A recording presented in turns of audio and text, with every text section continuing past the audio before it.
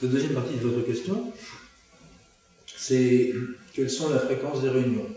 Une loge maçonnique se réunit 2 fois par mois.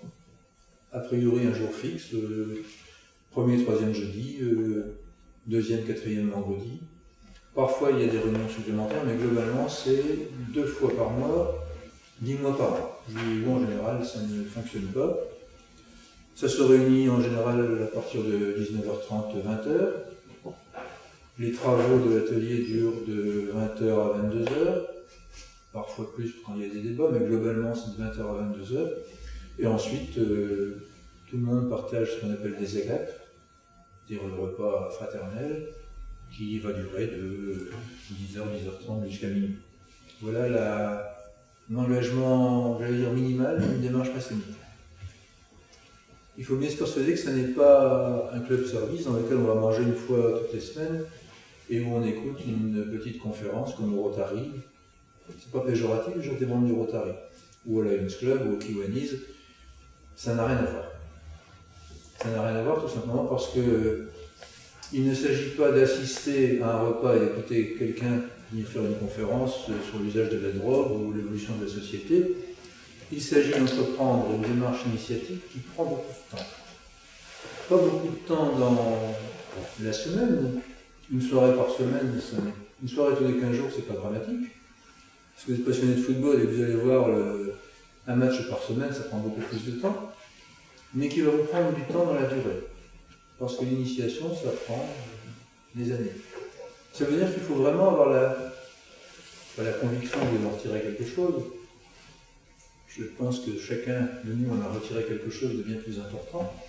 Mais il faut avoir la volonté d'entrer dans une démarche où vous allez devoir prendre du temps pour vous, pour réfléchir. Parce qu'il ne s'agit pas simplement d'assister à une réunion. La première ou la deuxième année, vous assisterez simplement, vous écouterez, vous n'aurez pas le droit de parler. Ça va faire déjà une forte discipline de pensée. Et puis on va finir par vous demander de présenter quelques travaux. Quelques travaux, c'est de réfléchir d'abord sur des sujets symboliques. On va vous demander un jour peut-être de réfléchir sur un instrument d'architecture en vous disant que c'est le symbole de la loi morale. On va vous demander de faire une planche, un exposé sur la loi morale. Il va bien falloir que vous réfléchissiez sur ce qu'est pour vous la loi morale. Alors vous ferez comme tout le monde. Vous irez relire un peu Kant, vous prendrez vos bouquins de philo, et puis vous essayerez de trouver quelque chose. Et puis vous ferez un exposé de 10 minutes, que personne ne critiquera, personne ne vous posera la moindre question. On vous dira merci, notre cher frère Jean, tu peux reprendre place sur ta colonne. Et là vous serez très, très impressionné parce que vous aurez fait quelque chose sur lequel vous aurez travaillé pendant 6 mois, qui va se réduire à 10 minutes de présentation. Personne ne vous posera la moindre question, personne ne critiquera, et puis quand ce sera fini, vous allez manger, puis on va vous demander, mais c'est vous qui allez voir, ce que j'ai fait, c'est bien, et vous entendrez immédiatement la réponse, tu sais, tu nous as un peu barbé, hein. Tu as raconté des choses que tout le monde connaît, tu nous as lu ce que je vous ai lu, les phrases de Kant. Car la question n'est pas d'aller chercher des phrases des grands philosophes et de les recopier. Si on vous demande de faire une planche sur la loi morale, c'est de vous inspirer un peu de ce qu'on pensait de tel ou tel philosophe, mais c'est de dire comment vous, dans votre vie quotidienne, vous vivez la loi morale. Et ce que ça présente pour vous, ce que ça représente pour vous, comment vous vous en inspirez pour vous conduire dans le monde dans lequel vous vivez. Et c'est ça qui intéresse les frères de la loi. Non pas pour faire du voyeurisme, mais simplement parce que si vous m'expliquez, si je suis assis en face de vous, je ne puisse pas vous répondre de toute manière, mais si vous m'expliquez comment vous pratiquez la morale de respect de l'autre dans la société que vous dirigez. Comment concrètement vous respectez l'employé, la femme de ménage. C'est ça qui m'intéresse. Parce qu'il est probable que moi je ne le vois pas comme ça, et que j'écouterai et j'entendrai ce que vous aurez à me dire. Et peut-être qu'en repartant chez moi en voiture ce soir-là, après avoir bu un verre de whisky et mangé gentiment, je me dirais, il a dit ceci, c'est pas comme ça que je fais, et si c'est lui qui avait raison. Et c'est ça qui est intéressant. Et peut-être que tel autre frère repartira également en ayant bu un de whisky chez lui tranquille, et retirera d'un autre point une autre interrogation, et en rentrant chez lui se posera une autre question. La richesse d'une loge maçonnique, c'est à partir d'un travail de 10 minutes de se poser des questions, et chacun se pose des questions différentes. Et puis le jour où vous ne serez plus apprenti, le jour où vous serez maître, vous entendrez un autre maître faire une planche, et ce jour-là, c'est vous qui, en rentrant chez vous, sur le même sujet, la même question de l'eau morale, vous direz tout compte fait ce que j'ai dit il y a 2 ans sur la manière dont je traitais mes employés, ma femme de ménage et mon collaborateur. Ce que j'aurais dit il y a 2 ans, tout compte fait, ce n'était pas comme ça qu'il fallait faire.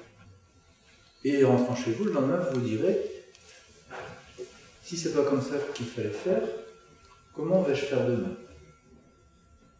Et c'est là où l'initiation rejoint l'action sociale, l'action de la société.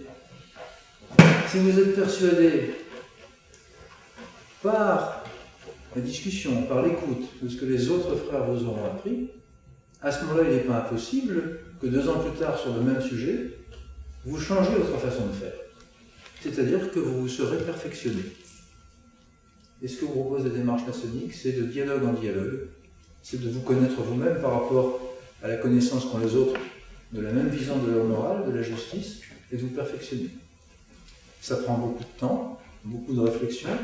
Ça veut dire qu'au bout de 10 ans, vous ne serez pas l'initié parfait, mais rassurez-vous, il n'y a pas d'initié parfait.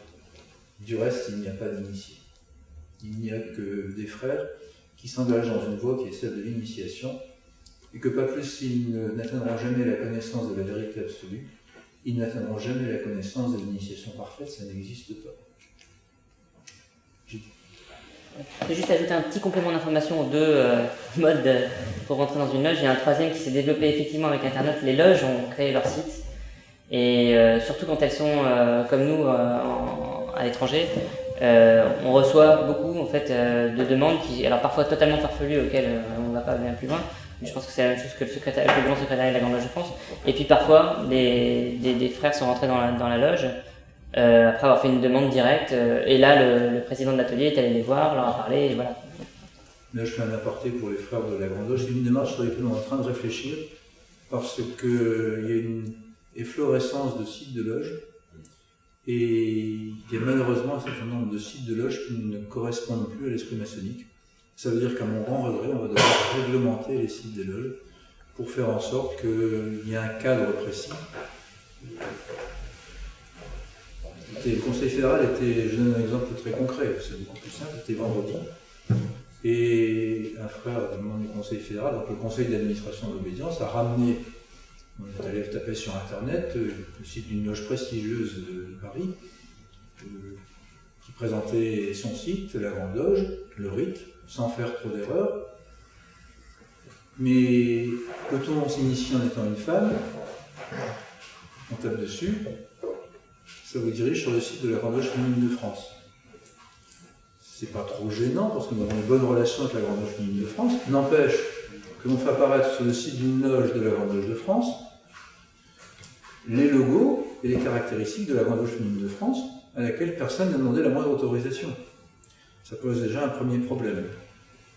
Et puis et c'est là où, parce qu'on parle, on est un peu étranger quand même ici, même si on est dans le milieu francophone, voulez-vous vous initier dans les pays étrangers?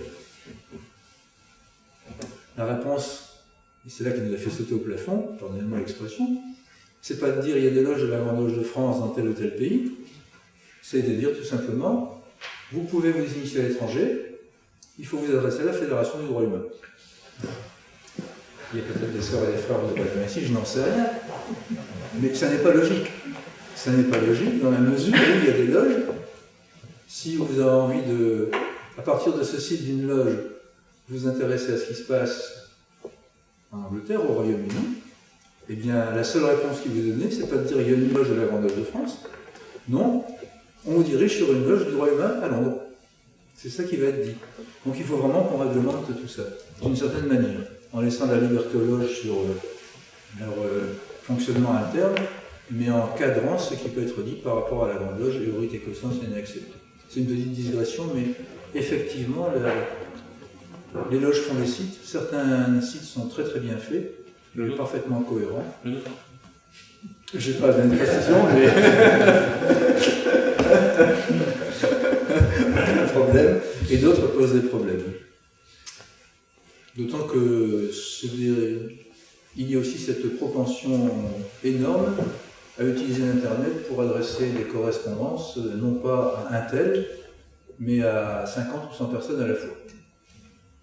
Ou à faire diffuser la réponse du frère un tel au frère un tel qui ne plaît pas, et on diffuse cette réponse à 100 personnes à la fois. Quelque part, et là on touche à l'éthique pas maçonnique, on touche à la morale toute simple.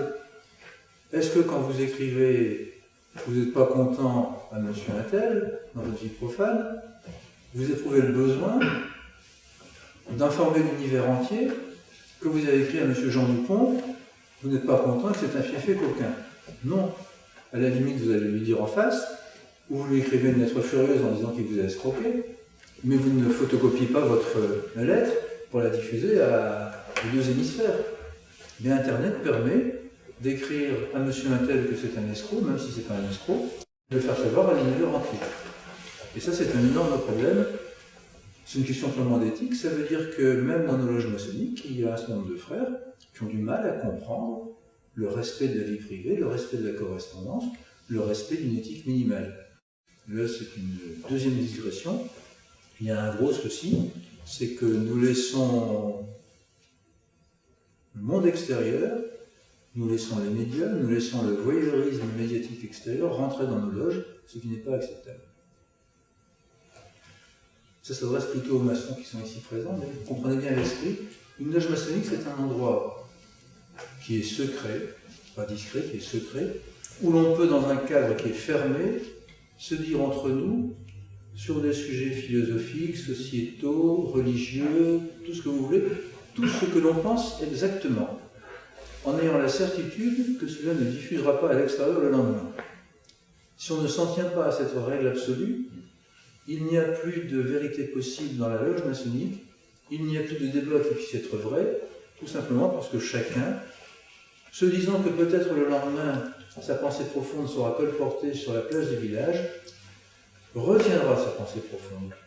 Or, l'intérêt d'une loge maçonnique, c'est que réunissant des hommes, ou des femmes dans les loges féminines, de conditions sociales diverses, de convictions syndicales ou politiques très différentes, de croyances religieuses très différentes, chacun puisse s'exprimer complètement sur ce qu'il est, sur ce qu'il fait, sur ce qu'il pense et pourquoi il le pense. Dès l'instant que nous n'aurions plus cette liberté complète d'expression, à ce moment-là, nous ne pourrions plus produire dans une loge maçonnique le dialogue complet qui va de conscience à conscience, de cœur à cœur et qui est fondamentalement nécessaire. La méthode maçonnique, c'est de dialoguer complètement les uns avec les autres, sans aucune restriction mentale. Je pense qu'il me reste à vous remercier d'avoir eu la gentillesse de venir et de nous éclairer. J'espère que... Je remercie également chacune des personnes qui nous a fait l'amabilité de venir nous voir et nous écouter le très respectable grand maître de la Grande Loge de France. Je vous remercie chacun d'entre vous de nous avoir fait cet honneur. Et il me reste à clore cette réunion.